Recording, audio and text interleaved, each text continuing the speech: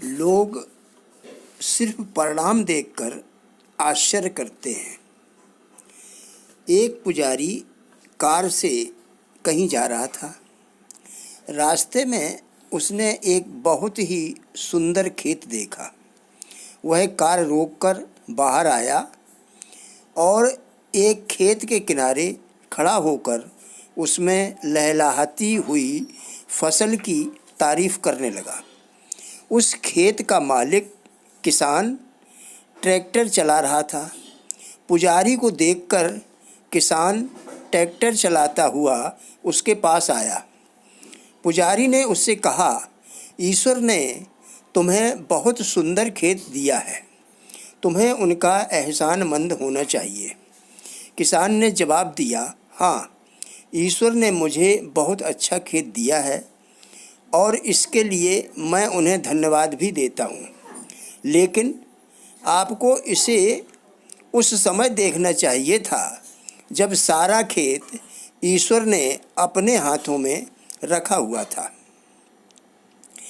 ज़्यादातर नाकामयाब लोग कोई बड़ी लॉटरी पाने का इंतज़ार करते रहते हैं, लेकिन इस तरीके से उन्हें कामयाबी शायद ही मिल पाती है।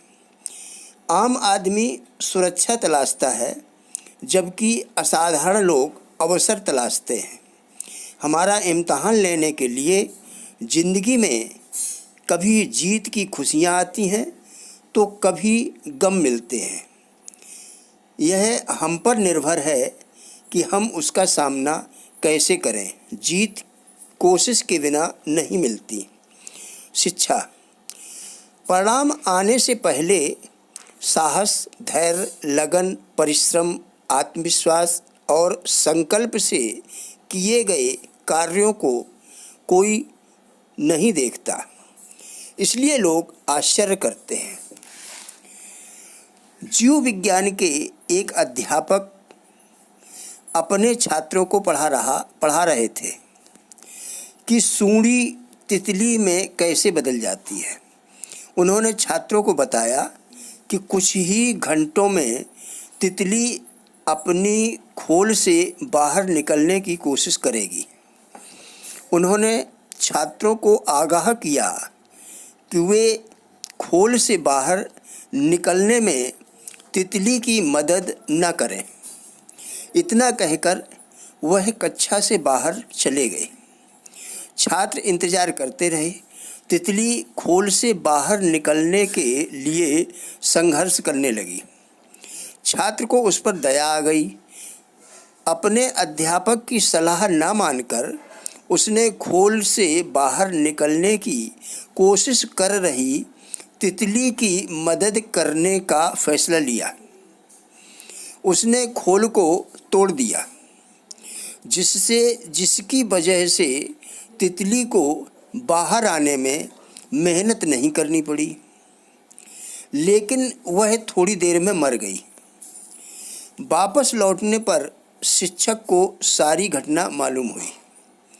तब उन्होंने छात्रों को बताया कि खोल से बाहर आने के लिए तितली को जो संघर्ष करना पड़ता है, उसी की वजह से उसके पंखों को मजबूती और शक्ति मिलती है। यही प्रकृति का नियम है। तितली की मदद करके छात्र ने उसे संघर्ष करने का मौका नहीं दिया। नतीजा यह हुआ कि वह मर गई। अपनी ज़िंदगी पर भी यही उसूल लागू कीजिए। ज़िंदगी में कोई भी कीमती चीज़ संघर्ष के बिना नहीं मिलती। माँ बाप अपने बच्चों को शक्ति हासिल करने के लिए संघर्ष का मौका नहीं देते।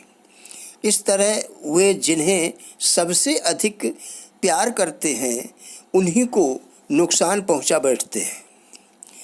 एक जासूस के बारे में कहते हैं कि उसने बंदी बनने के बाद अपने को बहरा और गूंगा बना लिया।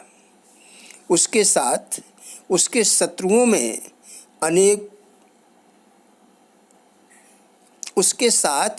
शत्रुओं ने अनेकों प्रयास कर डाले, जिससे यदि कोई रहस्य हो तो उजागर करे, परंतु उसने अपना आत्मसंयम नहीं खोया और बहरा गूंगा ही बना रहा।